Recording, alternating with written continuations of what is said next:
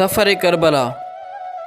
سفر کربلا امام حسین اور ان کے ساتھیوں کا سفر مدینہ سے مکہ اور وہاں سے کربلا اور واقعہ کربلا کے بعد شام اور پھر کربلا سے ہوتے ہوئے مدینہ واپسی کا سفر تھا۔ 15 رجب سن 60 ہجری کو معاویہ کی موت کے بعد لوگوں سے یزید کی بیعت لے لی گئی۔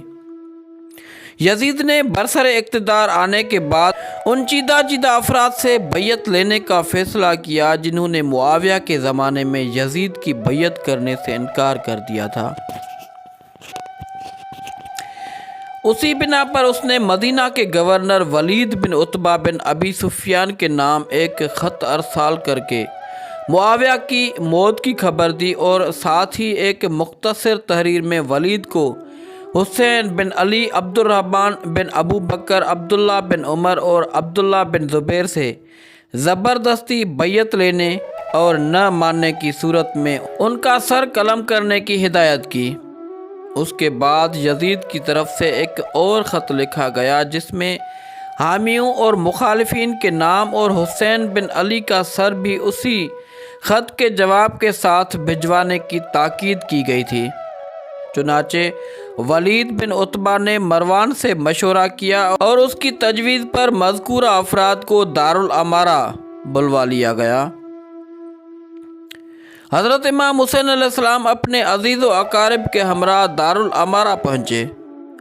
ولید نے ابتدا میں معاویہ کی موت کی خبر سنائی اور پھر یزید کا خط پڑھ کر سنایا جس میں اس نے حسین سے اپنے لیے بیعت لینے کی تاکید کی تھی۔ اس موقع پر امام حسین علیہ السلام نے ولید سے کہا، کیا تم اس بات پر راضی ہو کہ میں رات کی تاریکی میں یزید کی بیعت کروں؟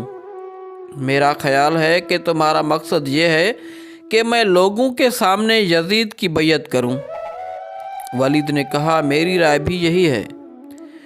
امام حسین علیہ السلام نے فرمایا، بس کل تک مجھے مہلت دو تاکہ میں اپنی رائے کا اعلان کروں۔ حاکم مدینہ نے دوسرے روز عصر کے وقت اپنے افراد کو امام کے یہاں بھجوایا تاکہ آپ سے جواب وصول کر لے۔ تاہم امام نے ایک اور رات کی مہلت مانگی جسے ولید نے قبول کیا اور امام کو مہلت دے دی۔